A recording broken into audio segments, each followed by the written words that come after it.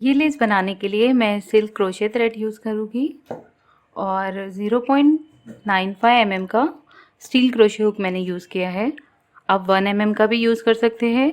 सबसे पहले अपने थ्रेड को अटैच करेंगे और फाउंडेशन रो यानी बेस लाइन बनाएंगे चेन 2 सिंगल क्रोशे से। सपोज़ यहाँ पर आपने थ्रेड अटैच किया, अब चेन 2 बनाएं 1 2 और फैब्रिक में इसे सिंगल क्रोशे बनाते हुए अटैच कर दें। तो इस तरह से फाउंडेशन रो बनानी है चेन 2 सिंगल क्रोशे से। अब हमें टर्न करना है। अब चेन 6 बनाएंगे 1 2 3 4 5 6। चेन 6 बनाने के बाद ये जो स्टार्टिंग की स्पेस है फर्स्ट स्पेस 1 स्पेस को स्किप करते हुए एक डबल क्रोशे बनाएंगे नेक्स्ट स्पेस में।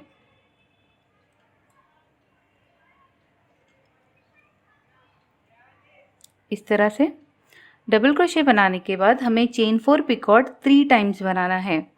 तो 1 2 3 4 और ये यहाँ पर इसके बॉटम में जाकर हमें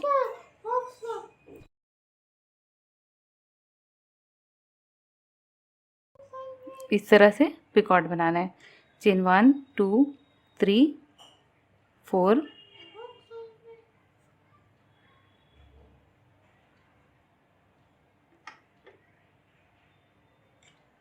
पिकॉट, फिर से चेन 1 2 3 4, फिर से यहीं पर जाकर यही सेम स्पेस में जाते हुए सिंगल क्रोशे बनाकर पिकॉट बना दिया। अब हमें ये जो डबल क्रोशे हमने बनाया है ये डबल क्रोशे के अराउंड जाकर 2 सिंगल क्रोशे बनाएंगे 1 2। इस तरह से अब नेक्स्ट स्पेस में जाते हुए यहाँ पर सिंगल क्रोशे बनाते हुए इसे अटैच कर देंगे। तो ये डिज़ाइन को ऐसे ही बनाएंगे चेन 6 1 2 3 4 5 6 डबल क्रोशे बनाएंगे 1 स्पेस स्किप करते हुए, चेन 4 पिकॉट बनाएंगे 3 टाइम 1 2 3 4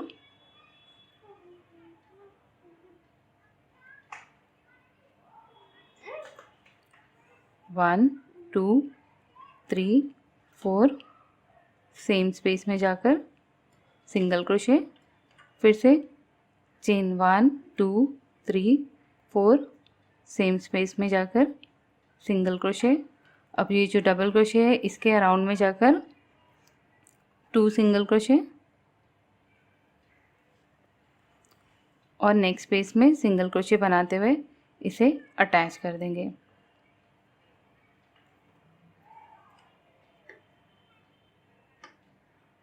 तो इसी तरह ये डिज़ाइन को कंटिन्यू करेंगे।